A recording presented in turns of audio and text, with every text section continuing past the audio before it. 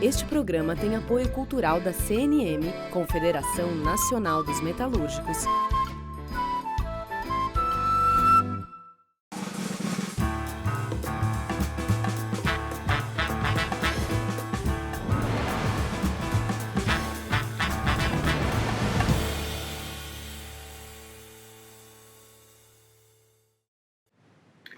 Começa aqui mais um Entrevistas, aqui na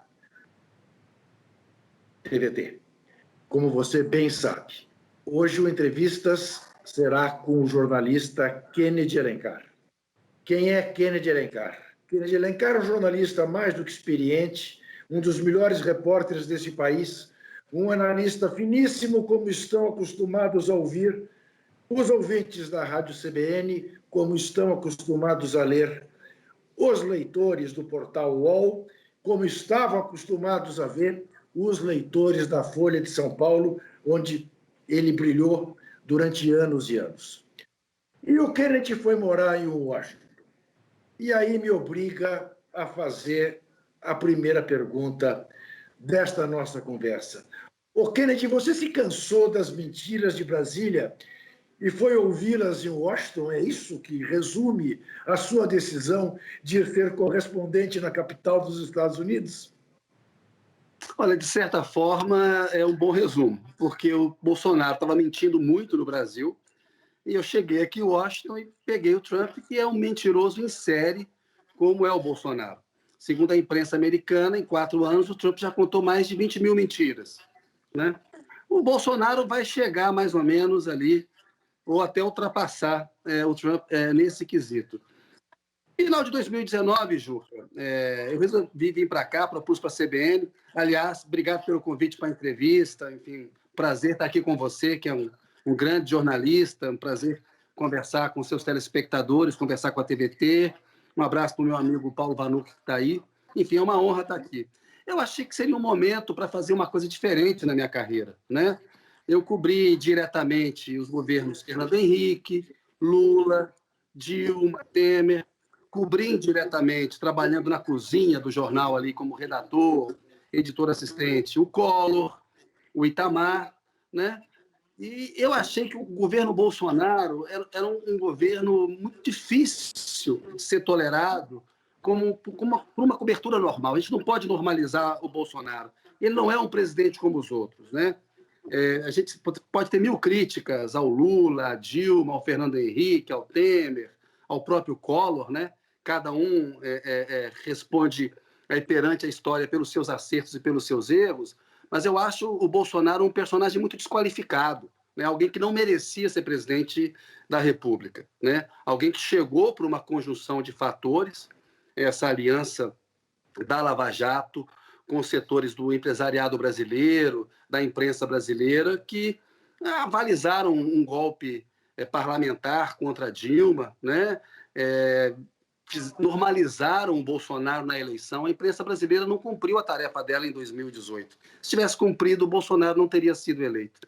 Eu me cansei um pouco daquilo, estava em Brasília, fazendo mais ou menos a mesma coisa e o mesmo comentário. A gente não pode normalizar um selvagem, alguém que não respeita os princípios da civilização, alguém que não acredita na democracia, que usa as armas da democracia para solapá-la. E resolvi mudar um pouco de ares. Eu tinha uma curiosidade para ser correspondente internacional durante um tempo. Muito interessante, eu acho, vir cobrir uma eleição americana, porque o resultado aqui vai ser uma sinalização para o resto do planeta e também para o Brasil, né? Está num ponto em que hoje o Biden é favorito, mas você cobre futebol, você sabe como é que é, tem um jogo a ser jogado. O treino é treino, o jogo é jogo, né, Juca? Agora, Kennedy, você toca numa coisa que me angustia. Estamos de pleno acordo que este genocida que nos infelicita lá no Palácio do Planalto, rigorosamente não tem a menor condição de ser presidente de um país como o Brasil.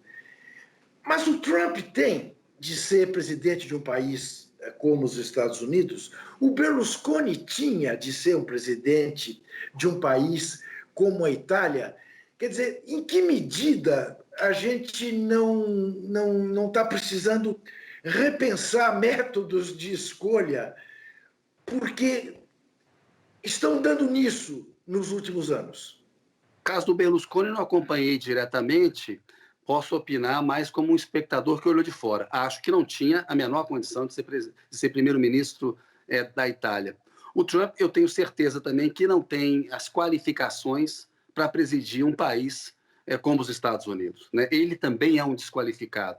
Agora, você toca num ponto importante, que é a fragilização das democracias liberais, né? E aí, acho que essas grandes gigantes da tecnologia, que na verdade são empresas de mídia, empresas de comunicação, né? Elas querem ser tratadas como plataformas de tecnologia para fugir da responsabilidade, né? Elas querem se autorregular, o que não funciona, porque elas não se autorregulam. Agora, na campanha, está o Twitter, o Facebook, derrubando um post mentiroso do Trump, no qual ele fala que a gripe comum é mais fatal do que a Covid-19. Elas começaram a se mexer. O Congresso americano chamou para audiências os principais executivos, está fazendo uma investigação, mas elas contribuem para uma fragilização da democracia, né? Eu recomendo que as pessoas assistam O Dilema das Redes, aquele documentário que está na Netflix, com executivos que estiveram por dentro, trabalhando nessas gigantes e fazendo um alerta sobre o mal que elas causam ao debate político, né? Então, o Trump ele é resultado disso.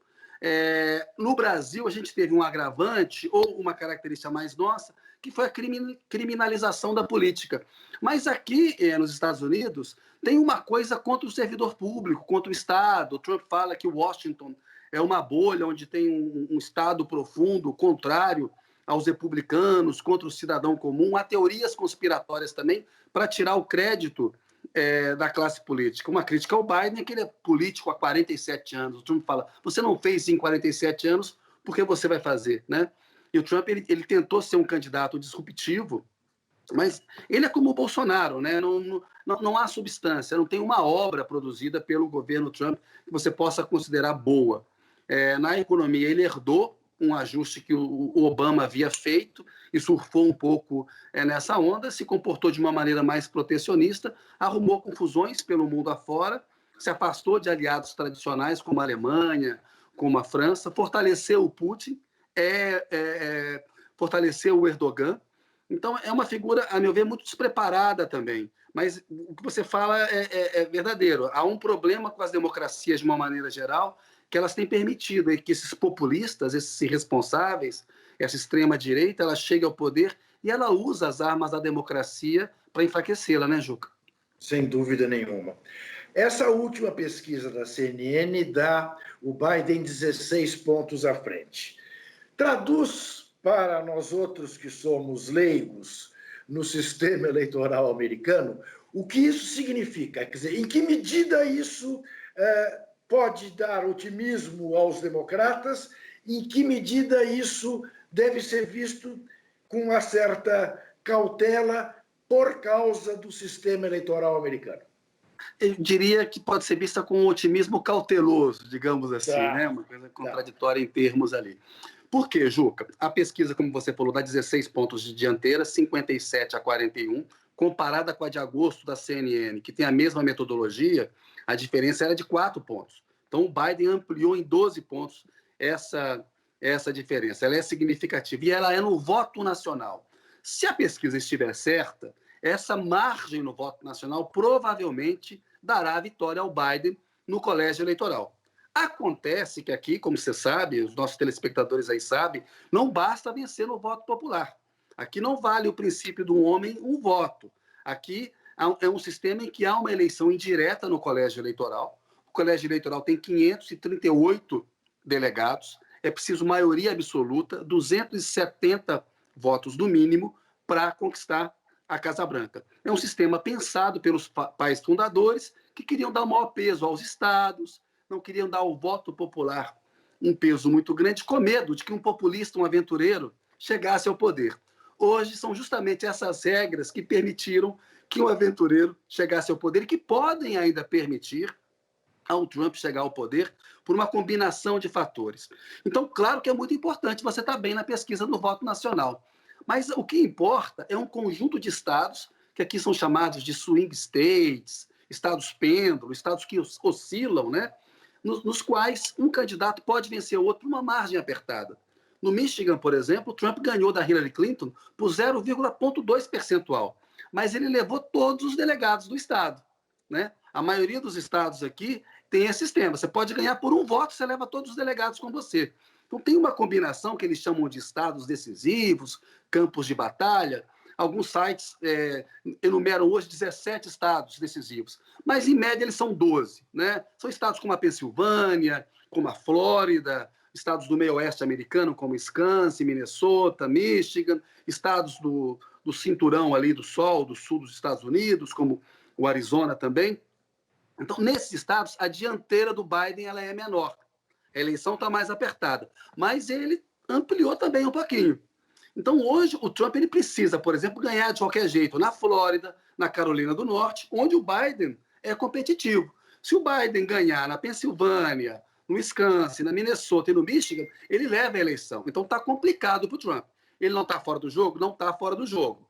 Né? Temos ainda 4 semanas para a eleição de 3 de novembro. Mas esse sistema de colégio eleitoral de eleição indireta dá no momento, e tem dado historicamente, uma vantagem aos republicanos. Na história recente, desde 1992, ocorreram 7 eleições. Somente uma. Em 2004, o George W. Bush, naquela esteira da União Nacional pós-11 de setembro, conseguiu ganhar no voto popular e no colégio eleitoral. Né? Mas o Bush ganhou em 2000 no colégio eleitoral sem ganhar no voto popular, e o Trump ganhou em 2016 no colégio eleitoral sem ganhar no voto popular. É nessa medida, Kennedy, que, por exemplo, os atletas da NBA estão fazendo a campanha pelo voto, simplesmente pelo voto, porque quanto mais gente votar, mais próxima é a vitória dos democratas? Exatamente, esse ponto é fundamental. O voto aqui não é obrigatório, como no Brasil. Portanto, você incentivar a sua base a votar é fundamental. Uma das explicações para a derrota da Hillary Clinton é que setores democratas insatisfeitos com a vitória dela sobre o Bernie Sanders na disputa interna acabaram preferindo não votar. E outros setores desprezaram a chance do Trump, acabaram achando que não precisava votar para dar a vitória para o Trump. Então, agora tem uma mobilização muito grande. Nessa semana, Michelle Obama divulgou um vídeo chamando o Trump de racista, dizendo que ele é moralmente equivocado, que ele mente sobre os negros, sobre o movimento, tentando criminalizar e transformar o movimento num movimento violento e pedindo para votar. Porque ela disse que coisas ruins já aconteceram antes. Ela não subestimou o Trump. E ela divulgou um vídeo importante no qual ela pede que os eleitores votem, porque o voto aqui ele não é obrigatório e é fundamental você mobilizar a sua base. Vamos ouvir agora, Kennedy, a jornalista Vanessa Gonzaga, do Brasil de Fato, de Pernambuco. Olá, sou Vanessa Gonzaga, jornalista do Brasil de Fato, Pernambuco, e a gente está há pouco menos de um mês das eleições presidenciais nos Estados Unidos, no cenário onde o Joe Biden cresce, né, nas pesquisas em relação ao Trump. E aí 3 elementos podem explicar um pouco o crescimento dessa vantagem e da diminuição da intenção do voto no Trump, que são os casos de racismo nos Estados Unidos, né, e o crescimento do movimento Black Lives Matter. Um segundo é a própria pandemia de Covid-19, né, agora que o presidente está impedido de fazer campanha por ter positivado para o coronavírus, mas também pelo fato dos Estados Unidos ser hoje o país com mais mortes no mundo, né, diante dessa postura negacionista do Trump, diante da pandemia. E um terceiro elemento é a nomeação da Amy Barrett para a Suprema Corte norte-americana, né, o que pode representar um cenário conservador no Congresso aí nas próximas décadas, já que esse cargo ele é vitalício.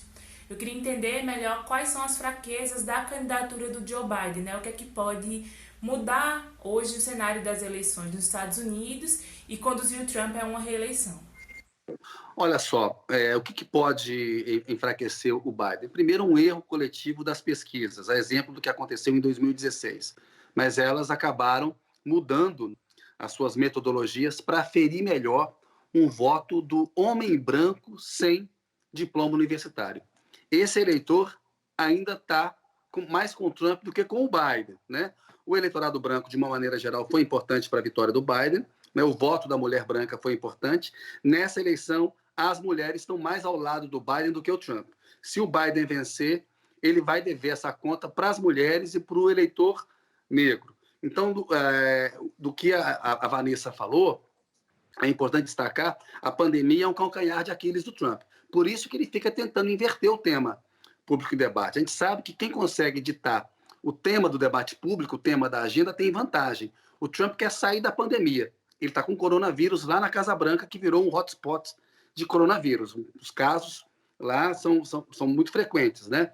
Então ele quer tirar isso de cena. É por isso que ele fala que a disputa entre salvar o sonho americano, que seria votar nele, Trump, para evitar a queima dos subúrbios, o fim do American Way of Life, o modo de vida americano, ou deixar que essa esquerda radical que domina o Biden, né, coma as criancinhas e acabe com os Estados Unidos. O que não é verdade. O Biden é um moderado. O Biden, para o padrão brasileiro, está ali no centro, é um cara quase de centro-direita no Brasil, né? É um tucano ali, mais ou menos no espectro político brasileiro. Está longe de ser alguém progressista. Mas ele fez, sim, uma aliança com setores mais progressistas. A Kamala Harris, que é vice dele, pode ser, sim, enquadrada como uma pessoa de centro-esquerda, e ele, no programa dele, colocou alguns pontos que são da centro-esquerda, como ampliar o sistema de saúde aqui, que não é universal como no Brasil, é um problemão danado. Aqui o seguro de saúde privado é caro, é ruim, as contas hospitalares são altíssimas,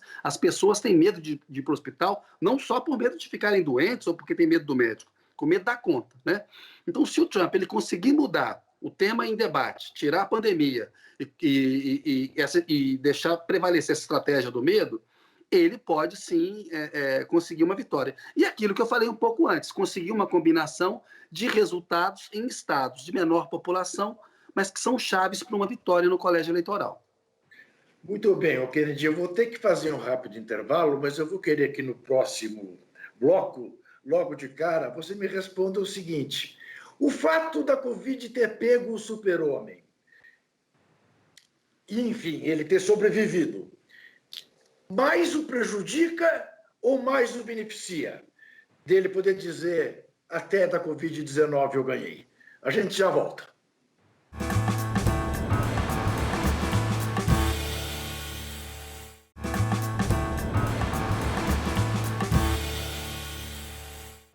Converso com o jornalista Kennedy Alencar, eu na minha casa, ele na casa dele, em Washington, capital dos Estados Unidos da América do Norte, ambos obedientes ao que dizem as autoridades sanitárias do país e do mundo, diga-se de passagem. O Kennedy, ele ter pego a Covid, fez mal para o super-homem ou ele ter vencido a Covid, se é que ele já venceu, fará bem à sua imagem? A gente não sabe se ele já venceu, né? Isso. Os médicos dizem que a evolução da doença mostra que entre o 7º e o 10º dia de infecção pode haver uma complicação. A gente sabe que na quinta-feira, dia 1º de outubro, veio o teste positivo. O Trump não responde quando ele testou negativo da última vez, o médico dele não falou, porque é importante saber, porque há um período de incubação. Então, provavelmente, ele estava infectado antes do dia 1º de outubro. Dia 29 de novembro, teve um debate entre ele e o Biden, na terça-feira. Na terça-feira, ele faz o debate. Na quinta, o teste dele dá positivo. Ele não quer informar quando foi o último teste negativo dele, que é importante, para saber quem teve em contato com ele nesse período, né? Porque o super-homem pode ser um super difusor, né, de coronavírus, né? E houve um evento na Casa Branca no sábado anterior, há mais ou menos uns 10 dias, quando foi indicada a Amy Coney Barrett para a Suprema Corte americana, que de fato, como disse a Vanessa há pouco, se confirmada, como deverá ser, vai sedimentar uma maioria conservadora de 6-3 na Suprema Corte dos Estados Unidos. Mas voltando a responder a sua pergunta, é negativo para o Trump, porque ele ter contraído a doença desmonta a narrativa dele de que é uma gripe comum, de que é algo fácil de lidar, porque ele é o presidente mais vigiado e mais bem guardado do mundo, mais bem medicado do mundo. Até o Trump, na Casa Branca, que é uma fortaleza, contraiu o coronavírus. Isso mostra que toda a forma como ele respondeu à pandemia foi uma resposta negligentemente homicida, que foi a resposta que o Bolsonaro deu aí no Brasil. Então, ela, de uma maneira geral, é negativa para ele. Porque, primeiro, todo mundo só fala de pandemia. E quando se trata da pandemia, o histórico dele é negativo, é ruim para ele no debate público. Agora, ele tenta distorcer, né, Juca? E transformar o limão numa limonada, transformar a desvantagem numa vantagem. Ele sai do hospital, irresponsavelmente tira a máscara na Casa Branca, levou agentes do serviço secreto para dar uma volta de carro. Ele se comporta com uma irresponsabilidade que é insensível em relação à vida do outro. Uma coisa é ele colocar a vida em risco dele. Claro. O que já é uma irresponsabilidade com o país, porque ele preside a maior potência do planeta. Mas uma coisa é você colocar em risco a sua própria vida. Mas o Trump coloca a dele e coloca a dos outros também em risco. E não tomou cloroquina, né? Não. Não tomou cloroquina, não. Ele tomou um coquetel de anticorpos, que está numa fase bem experimental, foi dado a poucas pessoas, que era para reforçar o sistema imunológico. Depois ele tomou o Remdesivir, que é dado a pacientes de casos mais graves e que os estudos mostram que tem sim um efeito positivo para quem está no estágio mais avançado da doença. E ele tomou um corticoide que é dado também para pacientes graves. Ele teve um tratamento a tempo e a hora que nenhum outro americano teve no mundo, né? E ele saiu de lá se dizendo um herói. Então ele tenta, assim, transformar, minimizar a Covid, dizer não tenha medo da Covid-19, né, em frente à Covid. Ele tenta virar o jogo. Mas as pessoas estão vendo, Juca, são mais de 210 mil pessoas que morreram aqui nos Estados Unidos. Então, agora, o Kennedy, você leva a sério essa ameaça que ele faz de não respeitar o resultado eleitoral? Ou isso é apenas mais uma garganteada dele? Quer dizer, porque é inconcebível na cabeça de quem está no Brasil que o resultado eleitoral nos Estados Unidos possa não ser acatado. Não, né? Com perdão da má palavra, mas enfim, da má comparação, não estamos no Paraguai, não estamos falando dos Estados Unidos da América. Quer dizer, o que a gente supõe que um presidente que não vai aceitar o resultado eleitoral saia preso da Casa Branca. Não estamos no Brasil de 2014, quando o Aécio não quis reconhecer o resultado da eleição, nem no de 2018, quando o Bolsonaro falou que só ia aceitar se ele ganhasse, né? Ô, Juca, esse ponto que você toca é fundamental. Assim, eu tenho certeza que é uma bravata, né? A democracia americana é bicentenária, a cada 4 anos o derrotado reconhece, o jogo recomeça dali a 4 anos. Mas a atitude do Trump causa dano, porque o que ele está fazendo, na verdade, é minar a credibilidade no sistema eleitoral, né? Se ele perder, né, os generais, porque os militares aqui, ao contrário dos militares brasileiros, eles não se intrometem na vida doméstica, né? O general Mark Miller, chefe do Estado-Maior das Forças Armadas, pediu desculpa, porque acompanhou o Trump no dia 1º de junho, na Praça Lafayette. Eu estava lá no dia em que eles jogaram bomba de gás e reprimiram os manifestantes ilegalmente. Os manifestantes estavam dentro do direito legal, não havia chegado a hora do toque de recolher, era uma manifestação pacífica, jogaram bomba de gás lacrimogêneo na praça para poder tirar as pessoas. O general depois pediu desculpa, dizendo que aquilo daria a entender que os militares se intrometeriam em política doméstica. Bem diferente dos nossos militares aí golpistas, né? Esses militares que não têm apreço pela Constituição e que, mais uma vez, embarcaram numa aventura e vão pagar um preço por isso. Mas, voltando ao Trump, a bravata dele, ela causa dano porque ele alimenta uma falsa teoria, uma teoria conspiratória de que haverá fraudes maciças no voto eleitoral. Em plena Guerra Civil Americana, no século XIX, entre 1860 e 1865, houve eleição e houve voto via pelo correio, né? As fraudes são mínimas, né, na comparação com o volume de votos que já foi dado.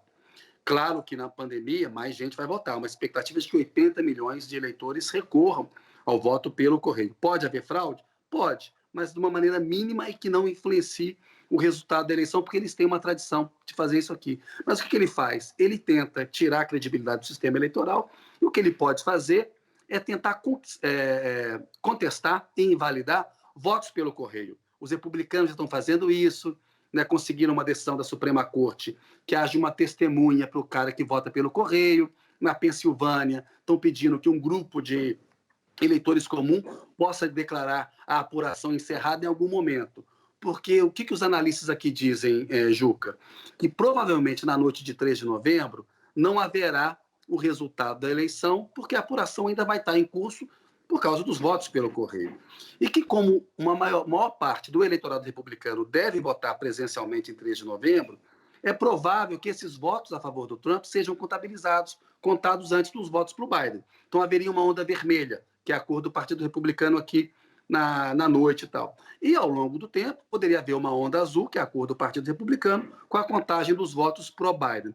Isso tudo hoje é uma especulação. As pessoas acham que entre uma semana e 10 dias haverá a contagem suficiente para declarar um lado vencedor, né? Mas o Trump pode tentar algum tipo de batalha judicial. Ele já disse que ele quer que a Amy Coney Barrett esteja lá na Suprema Corte para ter 9 ministros, para ter composição plena, para eventualmente julgar uma batalha jurídica. Ele vai espernear, né? Mas eu acho que vai ser só o direito de espernear, só juiz esperneante. Aquela hipótese de que alguns senadores republicanos não aceitariam, neste momento, votar a indicação para o Supremo, isso está vencido? Isso está vencido, porque o Mitt Romney, que é tido como um conservador moderado, declarou apoio. O que pode impedir é o coronavírus, porque ele já derrubou pelo menos 2 senadores republicanos. Se derrubar mais alguns, pode dificultar um pouco a votação. E muitos estiveram na Casa Branca no sábado em que o Trump anunciou a Amy Coney Barrett. Mas eles têm maioria no Senado e devem aprovar a indicação. Mas eles não têm suplentes aí? Juca, não tem suplente, não. Você me pegou agora. Essa é uma pergunta que eu vou ter que pesquisar aqui. Não tem suplente, não. Fica a vaga e depois tem que ter uma substituição. Não é um sistema parecido com o nosso, não. Eu vou até estudar isso melhor, porque você me pegou de surpresa aqui agora. É uma falha minha. Não tem suplente. Acho que você fica sem a composição. Vou checar e depois eu te mando uma mensagem aí. Tá e você me corrige na próxima. Aí. A gente esclarece. Vanessa Martina Silva, hoje é a noite das Vanessas, da revista Diálogos do Sul, tem uma pergunta a você. Olá, meu nome é Vanessa Martina Silva, sou jornalista e editora da revista Diálogos do Sul. Antes de mais nada, eu quero agradecer esse convite, é uma honra estar aqui diante de 2 monstros sagrados do jornalismo brasileiro, que são Juca Kfouri e Kennedy Alencar. Kennedy, a minha pergunta tem a ver com o fato de a gente aqui na Diálogos do Sul ter constantemente denunciado a fraude eleitoral de 2018 aqui no país, e nós estamos acompanhando muito de perto, com muita atenção, tudo que vem acontecendo na Bolívia, que teve aí o apoio da OEA no golpe contra o ex-presidente Evo Morales. Nesse sentido, a minha pergunta é: qual a chance de Donald Trump não reconhecer uma possível derrota nos Estados Unidos? E mais do que a chance, quais são os riscos? Que impacto isso teria para as democracias no mundo? Você que tem aí denunciado sempre, né, como as democracias morrem, então como você analisa isso? E um outro ponto que nós destacamos muito, nós que temos uma cobertura aqui do Sul Global, que antigamente se chamava Países em Desenvolvimento, uma coisa que nós temos sempre acompanhado são os impactos das agressões dos Estados Unidos a Cuba e Venezuela. Então existe algum indício de que um eventual governo de Joe Biden, governo democrata, possa reverter esse quadro? Alguns analistas estão chamando esse momento que nós vivemos de uma recolonização da América Latina. Qual é a sua posição? O que você pensa sobre isso? Muito obrigada. Oi, Vanessa, eu agradeço a sua pergunta e obrigado. E para mim é uma honra estar aqui com o Juca, que é um jornalista que eu admiro muito. Monstro aqui é você, no bom sentido. Monstro sagrado, é você. Além do mais, um cara bonito. Não, vamos que segue. O bonito eu vou aceitar. Ô, Juca, olha só. A gente estava comentando sobre o Trump não aceitar o resultado, a Vanessa também abordou isso. Eu acho que assim, é baixa a chance de sucesso dele, ele não vai ter como se opor a isso, mas ele pode plantar uma semente de descrença na democracia americana. Ele vai perder de novo no voto popular e provavelmente no colégio eleitoral. Ele vai falar que foi uma derrota suja e o trumpismo pode durar para além dele, que é esse dano às democracias que nós estávamos comentando, porque é alguém que não tem compromisso, né, com a verdade. Ele usa a mentira como uma arma política. Né? É mais fácil difundir a mentira do que pregar a verdade, né? As teorias conspiratórias. Então, esse dano ele pode ir para além do mandato do Trump. O trumpismo pode sobreviver nesse sentido, por uma deterioração da qualidade do debate público, que é o que a gente está vendo no Brasil, né? A gente vê o nível do debate público no Brasil hoje, é uma coisa que inacreditável. A gente falava numa polarização PT-PSDB, dá até saudade do nível daquele debate, porque hoje essa coisa de baixíssimo nível. Sobre a questão da América Latina, de uma recolonização, os Estados Unidos têm uma posição muito clara de defesa dos interesses deles, né? E eles não submetem os interesses do Estado Nacional deles aos interesses dos outros Estados nacionais. No caso brasileiro, o Bolsonaro foi além. Além de submeter os interesses do Brasil aos interesses de outro Estado nacional, submete aos interesses pessoais do Trump. Isso é um erro do ponto de vista geopolítico. Então, eu não tenho dúvida de que, claro que não interessava para o Obama e para os Estados Unidos aquela projeção geopolítica que o Brasil conseguiu no governo Lula. Aquilo incomodava. Quem é o Brasil para querer mediar um acordo com o Irã? Foi lá o Obama dinamitar com o Sarkozy as tratativas do Lula e do Celso Amorim com o regime iraniano. Então, eu não tenho dúvida de que os Estados Unidos vão continuar com uma política para a América Latina de maior interesse deles. Mas a gente tem que reconhecer que o Obama começou a distensionar a relação com Cuba.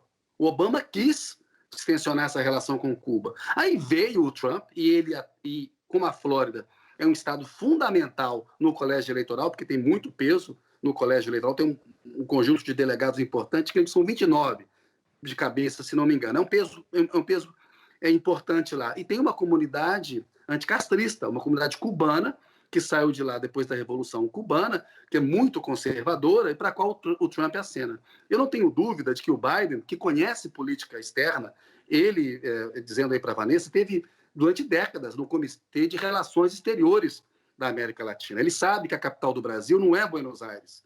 Ele entende de política externa. Então, nesse sentido, a gente vai ter um profissional, alguém que vai defender os interesses dos Estados Unidos. E no debate presidencial, a notícia objetiva foi o Biden dizer: vou me reunir com outros líderes mundiais, vamos arrumar 20 bilhões aí para proteger a Amazônia, que é dinheiro de pinga para um país da importância do Brasil, né? Mas se eles não protegerem, haverá sanções econômicas. Tratou o Brasil como uma república de banana. Por quê? Porque o Bolsonaro se comporta como um presidente de república de banana, né? Rebaixou o Brasil a esse nível e tal. Então, nós vamos ter alguém que vai transformar a questão ambiental num contencioso sério com o Brasil. Ao mesmo tempo, uma vitória do Biden tende a enfraquecer o Bolsonaro e tende a enfraquecer líderes autoritários do mundo. Então, acho que isso é positivo.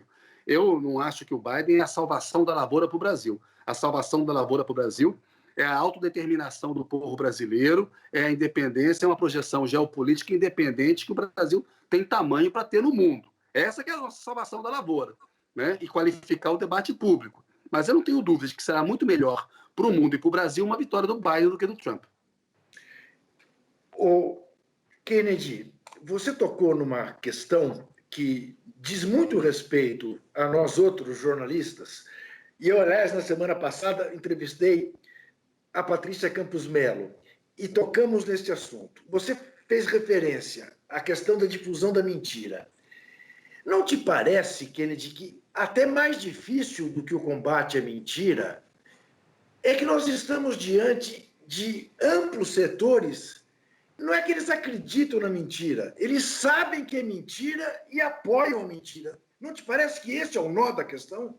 A Patrícia Campos Melo é uma jornalista muito qualificada e tem feito uma série de reportagens mostrando isso, né? Isso. A difusão das mentiras é planejada, não é algo que saiu por pura desinformação, porque alguém não checou, porque cometeu um erro, né? As pessoas podem cometer erro, podem se equivocar, podem falar de um assunto que não conhecem e não admitir o erro, né? Eu, por exemplo, não sei mesmo se tem suplente ou não para o Senado americano aqui. Sim. Como a gente conversou há pouco, até vou checar, né? Pelo que eu acompanhei até aqui, acho que não tem, mas pode...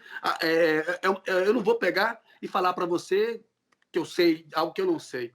Esses empresários brasileiros financiaram uma rede de difamação, né? Nós temos uma elite que preferiu apoiar e engolir um cidadão que defende a ditadura militar, defende torturador, que diz para uma mulher que ela não merece ser estuprada porque ela seria feia, né? É um cidadão que diz que preferia que o filho morresse a ser gay. É um cidadão racista, né? Preferiram isso, o Juca. O abismo no Brasil O buraco no Brasil é muito grande, porque é uma elite muito irresponsável com o país. Aqui nos Estados Unidos, a minha experiência é pequena, eu não sou um profundo conhecedor dos Estados Unidos, não quero me vender como um conhecedor, mas estou vivendo aqui há 9 meses e procurei me informar, né? A impressão que eu tenho da elite americana, por mais que você possa discordar dela e que ela discorde entre ela mesma, ela gosta do país dela. Ela tem um projeto nacional, né? A bandeira americana, que o patriotismo está em toda... Eu fiz uma viagem para Virgínia agora, no final de semana, na frente da casa que tinha o cartaz do Trump, e na frente da casa que defendia o Biden, estava lá também a bandeira dos Estados Unidos. Você até pode questionar, né, se esse patriotismo exacerbado gera esse sentimento imperialista de que o Trump, a maior nação da história da humanidade, a maior nação da face da Terra, né, que é um sentimento como se fossem melhores do que os outros. Não é um patriotismo bom, a meu ver, mas eles têm um patriotismo muito saudável, eles gostam do país deles. E tem uma elite que quer um país bom. A nossa elite é uma elite que se curva a interesses externos. Isso me marcou muito. Uma elite capaz de dar a mão para o Bolsonaro para evitar a vitória de um professor da USP moderado, um ex-ministro da Educação qualificado como o Haddad. E, sabe, é inacreditável isso. É inacreditável. Eu digo isso sempre, né, Kennedy? Esqueça o PT, seu ódio ao PT. Olhe duas pessoas. Aquele ogro, né, e o professor Haddad. Isso. Né? Quem você aceita para jantar na sua casa? Não é uma escolha difícil. Não é uma escolha difícil. Kennedy, vamos ter que fazer mais um intervalo. Eu quero avisar o nosso querido contribuinte, o nosso torcedor organizado, que agora a coisa mudou. Você que colabora com o Catarse, ao colaborar com no mínimo R$35, passa a ter um desconto de 10% nas lojas do Armazém do Campo, do MST. E lá você encontra produtos todinhos orgânicos, sem agrotóxicos, tá? Eu sei que eu, como garoto propaganda, sou muito ruim, mas as lojas do Armazém do Campo são excelentes. A gente já volta.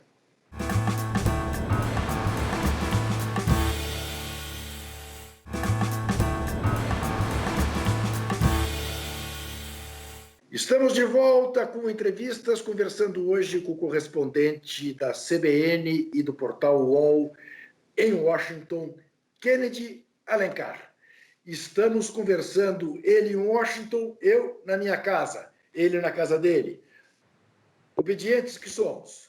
E vamos ouvir a pergunta da professora da Universidade Federal do Rio de Janeiro, Tatiana Roque. Olá, eu sou Tatiana Roque, professora da UFRJ, e queria fazer uma pergunta comparando, de certa forma, as nossas instituições com as instituições dos Estados Unidos, né? Muita gente tem se perguntado se esses ataques à democracia, que hoje se dão pela via da corrosão das instituições por dentro, né? Ou seja, não necessariamente eles se dão, como no passado, por ditaduras instaladas, né? Mas por uma forma mais sutil de minar as instituições democráticas por dentro e exercer controle sobre essas instituições.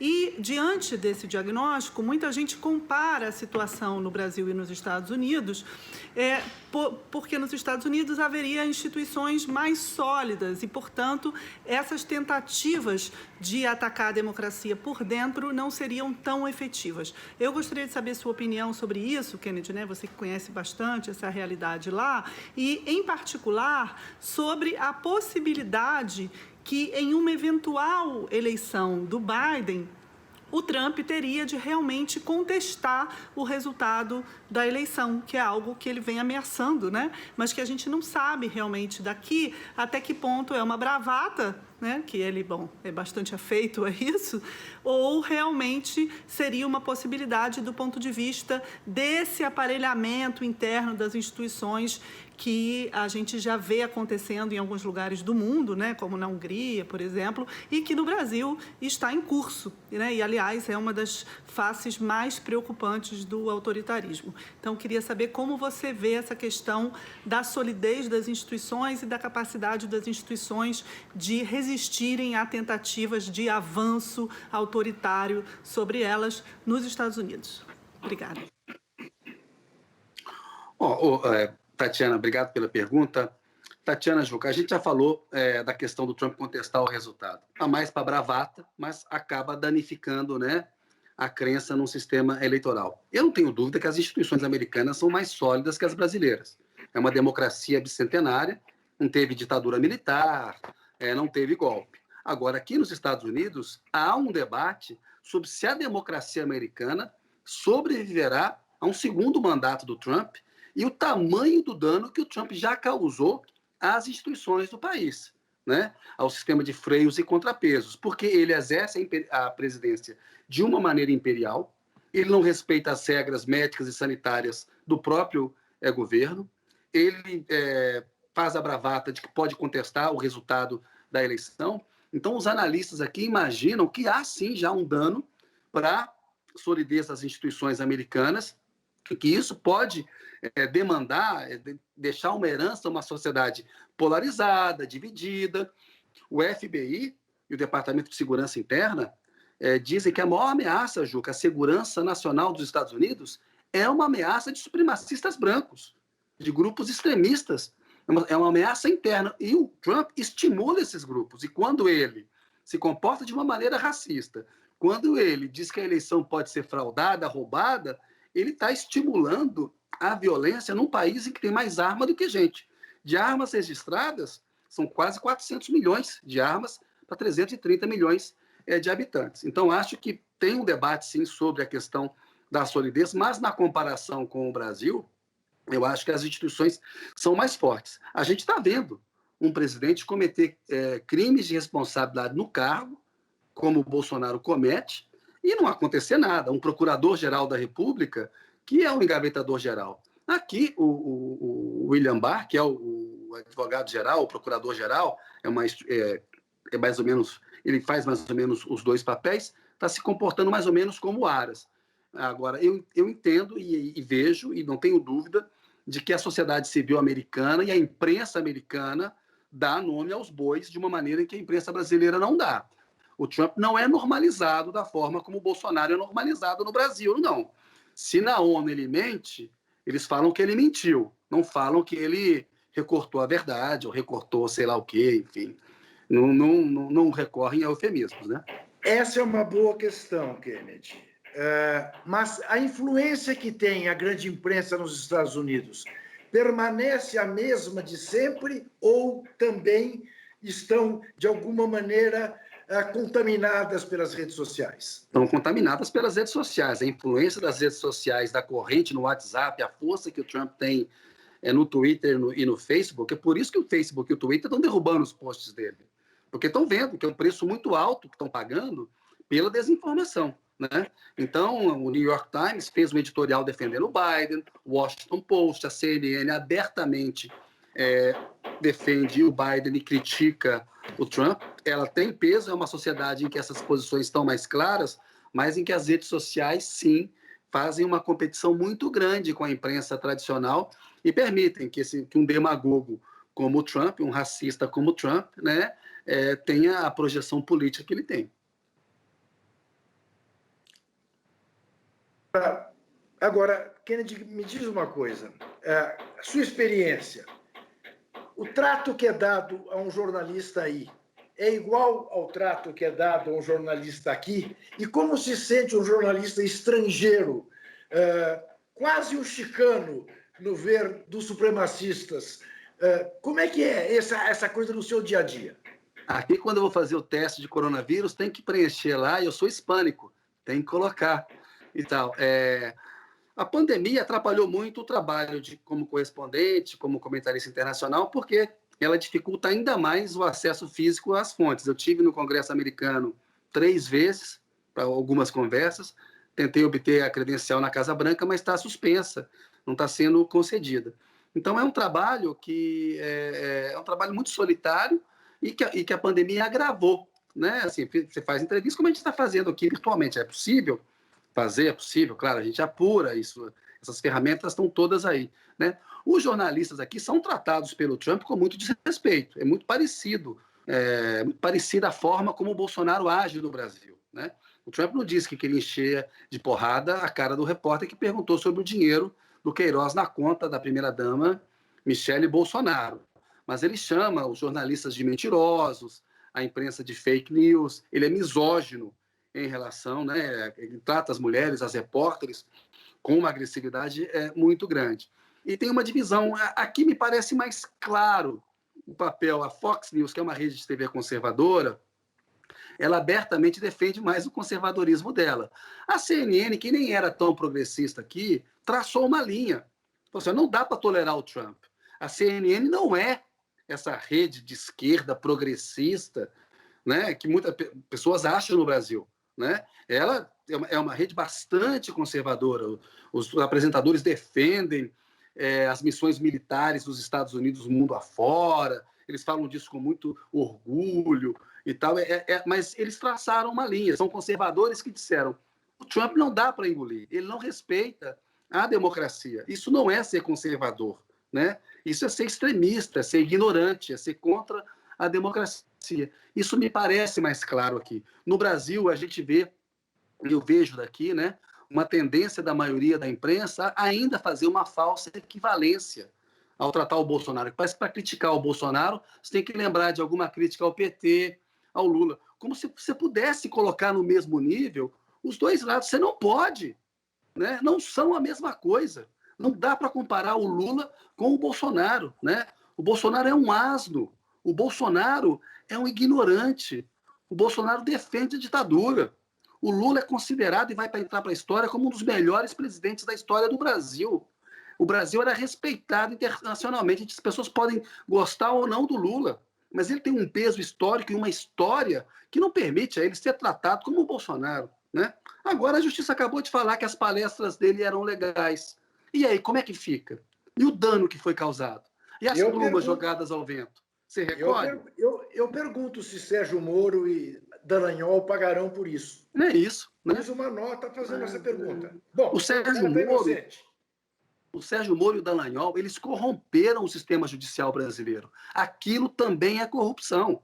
Houve corrupção na Petrobras? Muito bem, que se apure, que se investigue. O que fizeram, Juca, é uma operação em que eles se mancomunaram, o Ministério Público, com o juiz, que fez uma operação dirigida contra um partido político, contra um governo. A Dilma caiu aos erros dela, ela contribuiu. A gente está vendo aí que até o Bolsonaro consegue fazer uma aliança com o Centrão.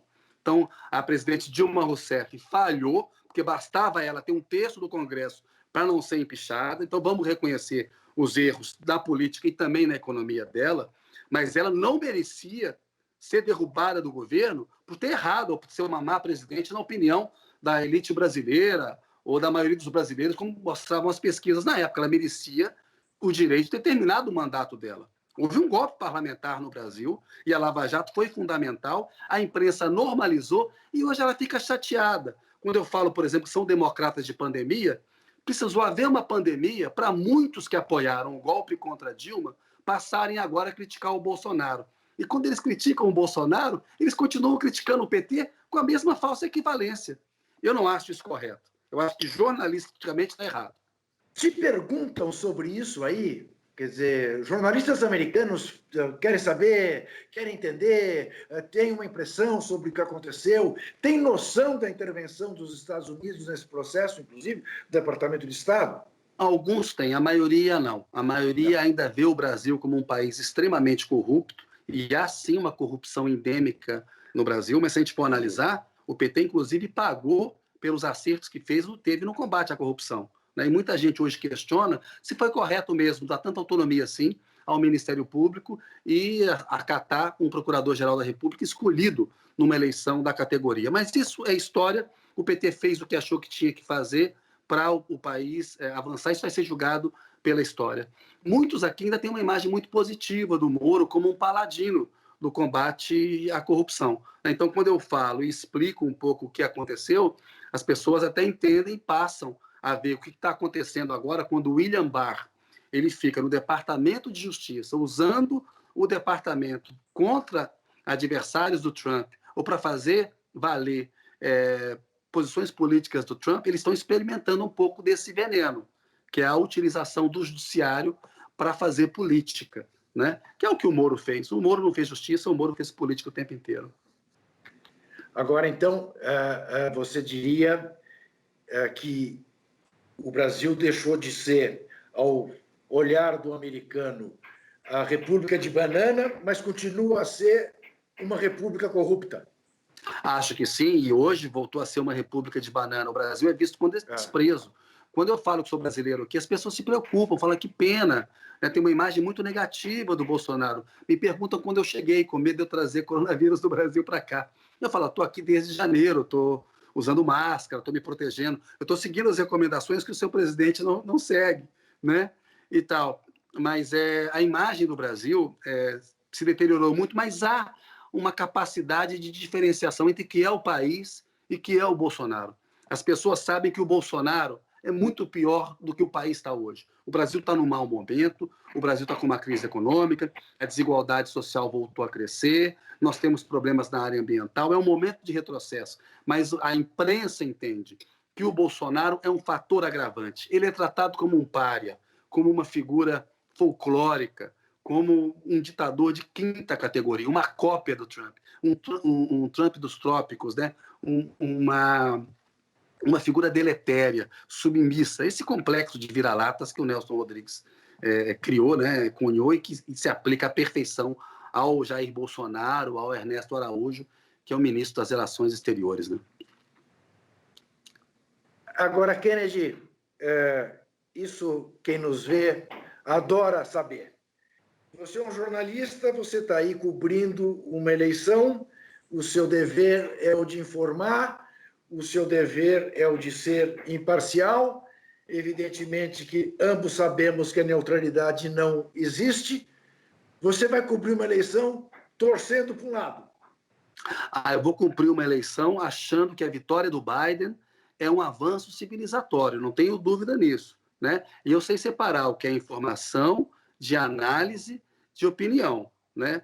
Claramente, ou seja, a gente não pode tapar o sol com a peneira ao lidar com a informação, né? O nível de intenção de voto que o Trump tem é muito alto e o respaldo que ele tem na sociedade americana é muito alto por um presidente tão ruim quanto ele.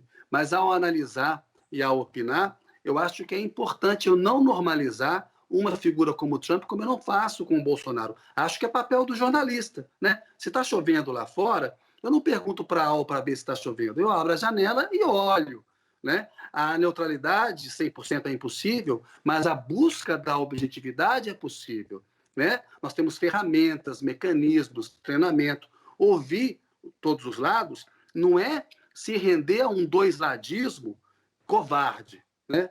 Em determinados momentos que claramente um lado tem razão, né? Vamos falar da pandemia. Quem é que tem razão ao tratar da pandemia? É o Biden ou é o Trump? E aí eu vou retratar isso como? De uma maneira igual? Eu vou falar, olha, os argumentos do Trump contra a pandemia são esses, os argumentos do Biden são tais. Não, é o Biden que está certo nessa questão, né?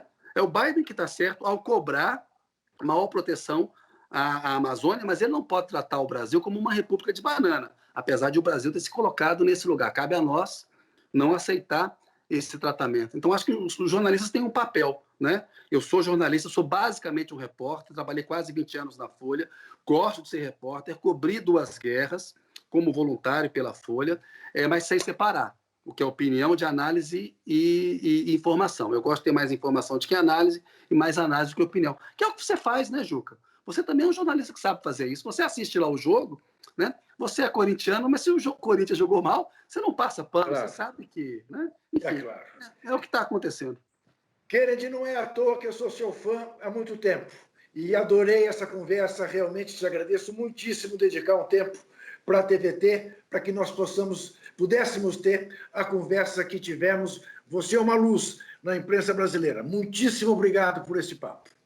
Ô, Juca, eu que sou seu fã, aprendo muito com você, você é um craque, e é uma honra para mim ter conversado com você, ter participado desse debate aqui na TVT. Estou muito feliz, me sinto muito honrado, adorei a conversa, até uma próxima e se cuide. Abraço. Abraço nosso. E você que nos viu sabe que quinta-feira estaremos de volta, 15 para as 10 da noite, aqui na TVT, e sabe também, e o Kennedy é um exemplo disso, que desesperar jamais.